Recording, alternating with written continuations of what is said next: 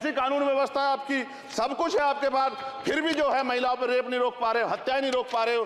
सुनो भाई, मैंने ध्यान से आपको सुना है, सुनिए जरा। No don't please. जिस दिन अम्बेडकरवादी गुस्सा हो जाएगा वो फिर इस सरकार को जो 24 में आ गई है वो आने वाले चुनाव में ऐसा सबक सिखाएगा कि दोबारा पलट कर नहीं देख पाओगे। तो मैं मेरे दाएं तरफ जो साथी बैठे उनको बुरा लगेगा, कर्नाटक में 14,732 करोड़ रुपए इन्होंने दूसरी योजना में लगा दिए और मध्य प्रदेश में आपने 95 करोड़ रुपए जो है दूसरे बजट में लगा दिए। हमारा जो मिलता है उसको तो मत छीनो भाई। एमएसपी की लीगल गारंटी कोई बात नहीं हुई है। किसानों को जो 6,000 रुपए मिलते हैं उसको बढ़ा के 12,000 रुपए करना चाहिए और फसल बीमा जो है उसका सारा प्रीमियम सरकार भरे, किसानों पर बोझ ना लगे। रिजर्वेशन प्रमोशन में लागू नहीं किया गया, पुरानी पेंशन को बहाल नहीं किया गया, इस पर चर्चा नहीं हुई। देश में मनरेगा समय न्यूनतम मजदूरी की दर 700 रुपए होनी चाहिए। समान काम समान वेतन पॉलिसी लागू होनी चाहिए। जो रसोई की चिंता करते हुए 500 रुपए प्रति सिलेंडर से ज्यादा के दाम नहीं होने चाहिए, जो महिलाओं को राहत मिल सके। बिजली के दामों में भी कमी होनी चाहिए। बेरोजगार युवाओं को 5,000 रुपए भत्ता मिलना चाहिए, जो बेरोजगार युवा जो है अपनी पढ़ाई या अपना खर्चा उठा सके। मैं अपने क्षेत्र के विषय में महोदय आपसे कहना चाहता हूं कि पश्चिम यूपी में नगीना में एक एम्स बनना चाहिए, एक IIT बननी चाहिए, एक IIM बनना चाहिए। नगीना लोकसभा में उद्योग धंधे लगने चाहिए। नगीना की कताई मिल जो है उसको पुनः शुरू कराना चाहिए। RRTC जो योजना है सरकार की उसको मेरठ से आगे बढ़ाकर मुजफ्फरनगर, सहारनपुर से नजीबाबाद नगीना होते हुए उसको नगीना तक ले जाना चाहिए। साथ साथ नजीबाबाद से मुंबई के लिए एक ट्रेन चलनी चाहिए और नगीना, श्योरा, किरतपुर में रेलवे के ओवरब्रिज बनने चाहिए। सभापति महोदय, सामाजिक न्याय मंत्रालय को 13,000 करोड़ रुपए दिए गए और जनजाति कार्य मंत्रालय को 13,000 करोड़ रुपए दिए, कुल 26,000 करोड़ रुपए, जो कुल बजट 48.20 लाख का लगभग 0.54% है। जबकि हमारी संख्या 25% से ज्यादा SC ST की और बहुजन समाज की मिलाओगे तो 85% से ज्यादा है। और हमारे विकास के लिए सरकार 1% पैसा खर्च कर रही है जो मिलना हमें चाहिए, जबकि मिलना हमें 25% चाहिए। ये ऊंट के मुंह में जीरा के समान है, कहावत हमने बहुत दिन सुनी थी। पिछले लंबे समय से हमारे साथ धोखा हो रहा है, लेकिन अब ये नहीं चलेगा। चंद लोगों की तराजू से देश के संसाधन नहीं बटेंगे। इस देश का बहुजन समाज बर्दाश्त नहीं करेगा। संसाधन का बंटवारा संख्या के आधार पे होगा।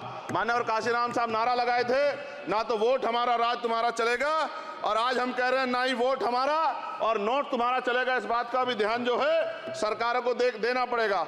आपके माध्यम से सरकार से मेरी एक मांग है, सरकार इस योजना का लाभ भी अपने आप ले ले, सरह भी ले ले कि 1 लाख रुपए सालाना बहुजन समाज के अत्यंत गरीब परिवारों को दे। 10 लाख करोड़ रुपए खर्च होंगे, लेकिन इस 1 लाख रुपए की योजना से एक झटके से एक परिवार गरीबी की रेखा से ऊपर आएगा और इनके बच्चों को कुपोषण खत्म होगा, अच्छी शिक्षा मिलेगी, महिलाओं को सम्मानजनक जीवन मिलेगा और इससे वास्तव में सबका साथ सबका विकास का नारा सार्थक होगा। अगर प्रश्न ये होगा कहां से आएगा, तो उसका जवाब ये है कि जब अमीरों का 16 लाख करोड़ रुपए माफ हो सकता है, कॉर्पोरेट टैक्स का घटाकर लाखों करोड़ रुपए का चुना सरकारी खजाने को लगाया जा सकता है, पेट्रोल डीजल के दाम 10 गुना एक्साइज ड्यूटी बढ़ाई जा सकती है, तो गरीबों को सरकार पैसा क्यों नहीं दे सकती। महोदय, समय आ गया है, अब निजी क्षेत्रों में आरक्षण की व्यवस्था होनी चाहिए। SC ST OBC को निजी क्षेत्रों में आरक्षण मिलना चाहिए। और मेरी आपसे ये भी मांग है, क्योंकि अब समय की मांग है और देश तेजी से आगे बढ़ रहा है, तो मैं कहूंगा कि सरकार का जो सबका साथ सबका विकास का नारा लगभग वो असत्य महसूस होता है, क्योंकि अल्पसंख्यकों में मुसलमानों, जैनों, सिखों, बुद्धिस्टों के लिए कुछ दिख नहीं रहा, उनकी कल्याण कोई योजना नहीं है। मदरसों को जो बजट मिलता था वो कम कर दिया गया है। आर्थिक तंगी से लोग मर रहे हैं। इंटर्नशिप की बात हुई है, परमानेंट रोजगार नहीं है। और दिल्ली में क्या हुआ बच्चों के साथ कल, उनकी सुरक्षा की जिम्मेदारी क्या है? वो आए तो बनने थे IAS IPS और बन क्या गए, लाशें बन के गए। यहाँ से कोई ध्यान नहीं दे रहा है, किसी की नजर नहीं है। साथ साथ मैं आपसे ये भी आग्रह करूंगा कि हम ग्रामीण क्षेत्रों से आए लोग देश से बड़ा प्रेम करते हैं और हम ये महसूस करते हैं कि सरकारें हमें सुनेंगी, सरकारें हमारे बारे में सोचेंगी। लेकिन ऐसा महसूस हो जाता है आज़ादी के 75 साल बाद, और जिसको अमृत काल कहा जा रहा है, आज भी SC ST OBC के लोगों पर अत्याचार हो रहा है। अभी 2 दिन पहले गोली से उड़ा दिया गया गाजियाबाद में और राजस्थान में गर्दन काट दी गई। ये घटनाएं देख कर डर लगता है, घर से निकलते हुए भी कि आने घर वापस लौटेंगे नहीं लौटेंगे। तो मेरा सरकार से आग्रह है, अगर आज़ादी के 75 साल बाद भी हमारी हत्या हो रही है, तो हमारी मां को भी दर्द हुआ होगा जब उसने हमें पैदा किया हो। हमारी बहनों को भी हमारे खोने का दर्द होता होगा। कैसी कानून व्यवस्था है आपकी?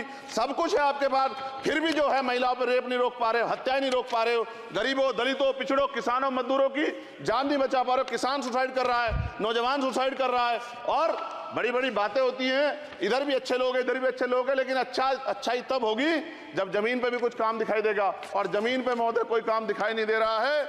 जब कोई योजना की बात आती है तो सरकार हमसे मुंह मोड़ लेती है। आप बताइए, एजुकेशन का बजट कम कर दिया, हेल्थ का बजट कम कर दिया। मैं अपने क्षेत्र में गया तो आप विश्वास कीजिए, डॉक्टर नहीं है, स्कूल में मास्टर नहीं है, और कोई भर्ती ऐसी नहीं जिसका पेपर लीक नहीं होता है।